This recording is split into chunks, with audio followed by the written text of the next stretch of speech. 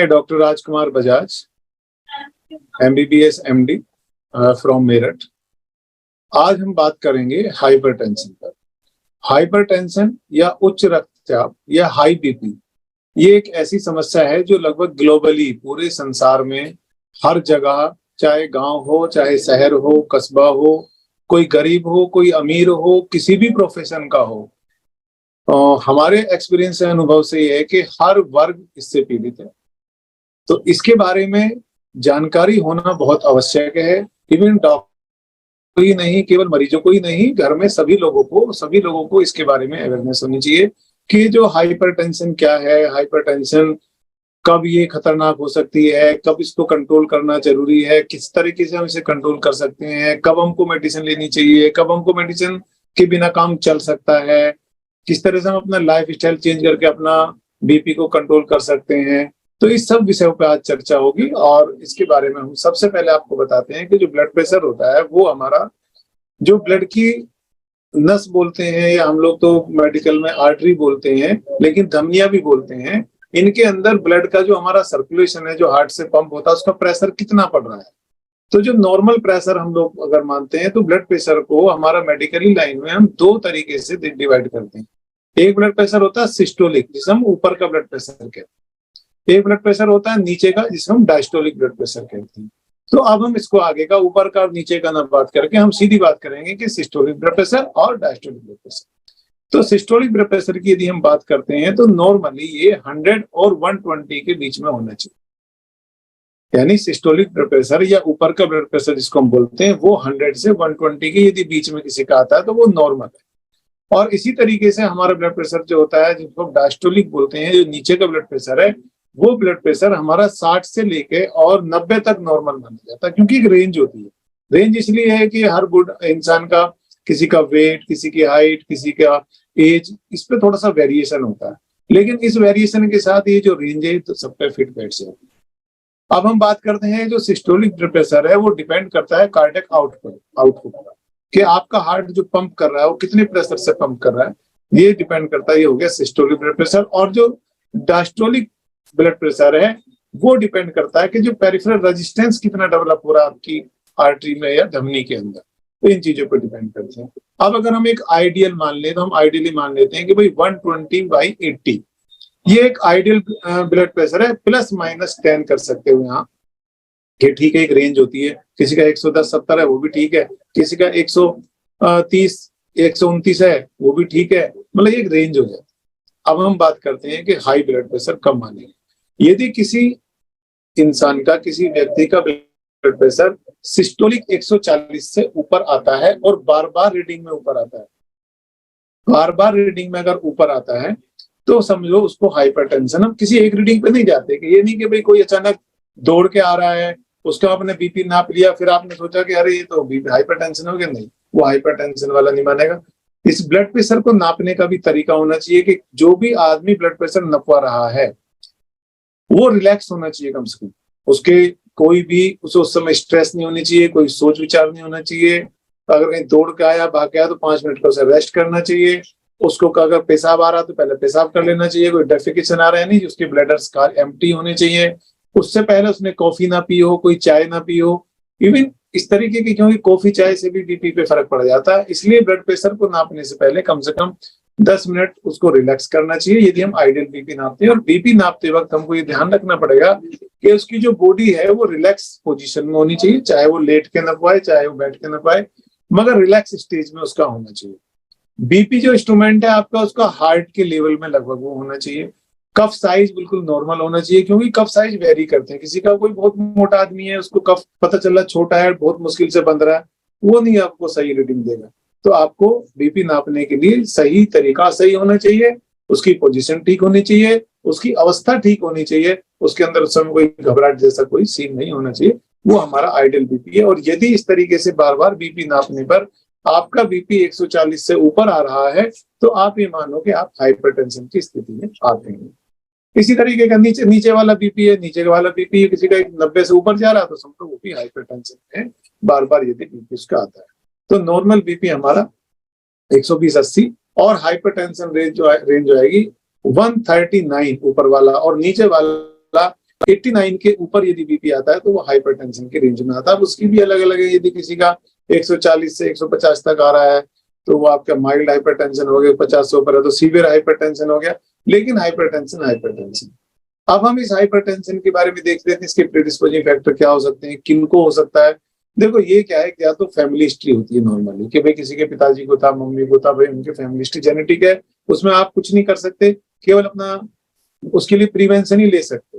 दूसरा, कोई बहुत ज्यादा स्ट्रेसफुल किसी की लाइफ है उसको हो सकता है।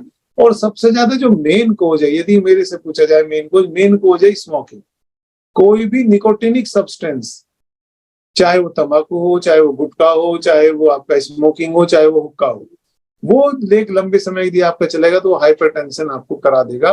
क्योंकि जो निकोटीन है वो आपकी जो ब्लड वेसल्स है उनकी इलास्टिसिटी पे इफेक्ट डालता है, उनकी इलास्टिसिटी को कम कर देता है। जो ब्लड वेसल्स का प्रेशर पड़ा उनमें थोड़ा सा डायलिटेशन हो गया तो बीपी नॉर्मल रहेगा, लेकिन और जब डायलिट नहीं होगी तो प्रेशर ज्यादा बढ़ेगा। तो निकोटिनिक सब्सटेंस सबसे ज्यादा खतरनाक होते हैं। ज्यादा आपने घी खाया है, ज्यादा आप मतलब फैटी ऑयल ज्यादा लेते हैं। तीसरा सबसे बड़ी कारण है कि आपकी जो लाइफ स्टाइल वो सीडेंट्री होगी। आप गए, खाना खाया, सो गए, सुबह उठे, तैयार हुए, ऑफिस को चल दिए, वो भी कार में बैठे, कार में जाके फिर आप अपना जो है ऑफिस में बैठ के काम करते रहे।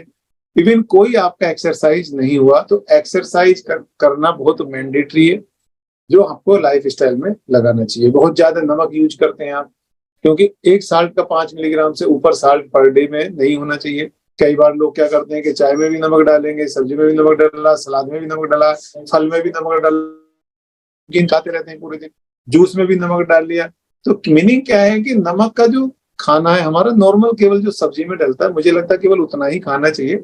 एक्स्ट्रा नमक को अवॉइड करो, जैसे कि सलाद पे, फलों के साथ, जूस में अलग से, मतलब कई बार नमकीन ज्यादा खाना, वो चीजें मुझे लगता है कि कंट्रोल करना चाहिए। नमक भी इसमें काफी ज्यादा मतलब पार्टिसिपेट हो सकता है बीपी हाई करने का। अब आपको बीपी क्या होता है पता चल गया, बीपी का रेंज क्या होता है पता चल गया, बीपी क्या होता है पता चल गया। अब हम बात करते हैं प्रिवेंशन। देखो, कोई भी बीमारी हो उसका prevention is better than cure. तो प्रिवेंशन के लिए हमको क्या करना है? सबसे पहले यदि किसी का माइल्ड बीपी हाई आ रहा है तो उसको अपना लाइफ स्टाइल चेंज करना। उसको क्या करना है कि अपनी डाइट देखनी है कि वो डाइट क्या लेता है। यदि उसकी डाइट में नमक ज्यादा है तो साल्ट को कट ऑफ करना। यदि उसकी लाइफ उसमें खाने में थोड़ा सा ज्यादा स्पाइसी चल रहा है, ज्यादा फैटी चल रहा है, उसको थोड़ा सा लाइट लाना है।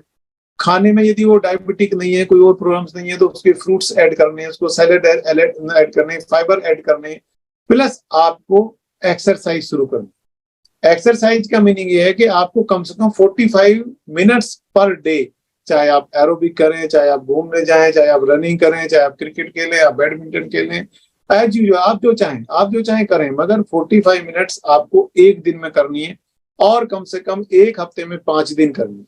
तो जब आप ये 5 दिन एक्सरसाइज करते हैं, और मिक्स एक्सरसाइज करें, आज आपने रनिंग कर ली, कल आप योगा कर लो, परसों आप व्यायाम कर लो, एक दिन आप वेट लिफ्टिंग कर लो, एक दिन आप क्रंच कर लो, मतलब आप अगर मिक्स करोगे तो ज्यादा अच्छा रहेगा। और यदि कितना भी आपको प्रेशर पड़ रहा है, कितना भी आपको काम है, आप 10-15 मिनट तो फिर कम से कम जरूर करें। और मैं तो ये मानता हूं कि एक्सरसाइज करने का कोई समय नहीं होता। जब आपको समय मिले खाना खाने से पहले, तब आप एक्सरसाइज कर लो, बहुत बढ़िया रहेगा। एक्सरसाइज करने से आपका कम से कम 10 सिस्टोलिक और 5 डायस्टोलिक बीपी कम हो जाएगा। यदि आपका बीपी 140/90 चल रहा है तो 100% ये, और आपकी लाइफ स्टाइल सीडेंटरी चल रही है, खाने पीने का इतना बढ़िया मैनेज नहीं कर पा रहे, तो आपका बीपी इन दोनों चीजों के सुधार से 130 और 100 जो है आपका 80 आ जाएगा। तो आपको बहुत बढ़िया हो गया, दवाई की जरूरत पड़ेगी। लेकिन यदि उसके बाद भी बीपी आपका 150, 145, 160, 170 आता है, तो फिर आपको बीपी की दवाई अपने डॉक्टर से सलाह लेके शुरू करनी पड़ेगी। डॉक्टर आपको दवाई देगा आपके एज के अनुसार, आपकी एसोसिएटेड फैक्टर के अनुसार, उन सबके अनुसार से दवाई शुरू होती है। और एक बात जरूर याद रखें, यदि दवाई किसी का बीपी हाई रहता है और दवाई उसकी शुरू है, फिर वो देख मतलब बार बार दवाई को आप जो है छोड़े ना, कि आपने एक बार दवाई शुरू करी, फिर छोड़ दी, फिर 10 दिन बाद फिर बढ़ा, फिर छोड़ दी, फिर खाई। तो इंटरमीडिएंट ना करें, कोई एक बोलिए डेली जो है आप लें दवाई। क्योंकि कितनी बार ऐसा देखा गया कि जो लोग ये दवाई छोड़ छोड़ के देखते रहते हैं, उनके क्या है कि बीपी का कम ज्यादा होना, फ्लक्चुएशन होना ज्यादा खतरनाक है रेदर देन की स्थिति में रहना। दूसरा, अचानक फिर किसी अचानक शूट आउट होता है बीपी आपका, और फिर इसमें ब्रेन हेमरेज हो जाता है, हार्ट अटैक हो सकता है, नाक से ब्लीडिंग शुरू हो जाती है, लैट्रिन से ब्लीडिंग शुरू हो जाती है, मतलब बहुत ज्यादा सीरियस आंखों के अंदर जो है रेटिनल हेमरेज हो सकता है। तो बहुत ज्यादा कभी कभी बड़ी समस्या, बड़े कॉम्प्लिकेशन आपको सामने दिख जाते हैं।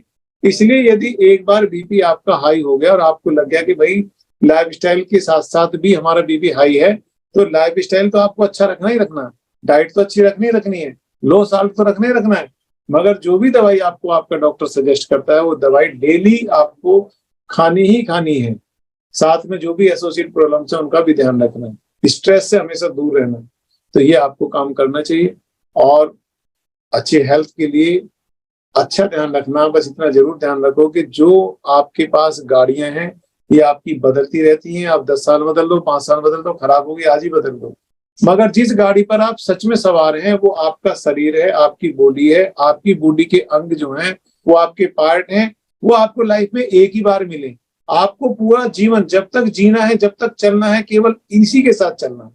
तो इस गाड़ी के साथ कोई भी ऐसी काम ना करा जाए कि अरे कोई बात नहीं, तो सब होता रहता है, दूसरे पी रहे हैं, उससे क्या फर्क पड़ रहा। नहीं, अगर आपको है तो आपको अपना लाइफस्टाइल, व्यायाम, डाइट, यही 2 चीज ऐसी हैं, और आपका मनोवैज्ञानिक रूप से आपको स्ट्रेस से दूर रहना, यही आपके लिए गुरु मंत्र है।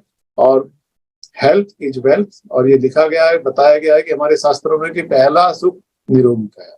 तो थैंक यू सुनने के लिए। आप अप्लाई करें यदि ये रिकॉर्डिंग आप सुनते हैं। मैं डॉक्टर राजकुमार बजाज आपको शुभकामनाएं देता हूं और आपके अच्छे स्वास्थ्य की कामना करता हूं। धन्यवाद।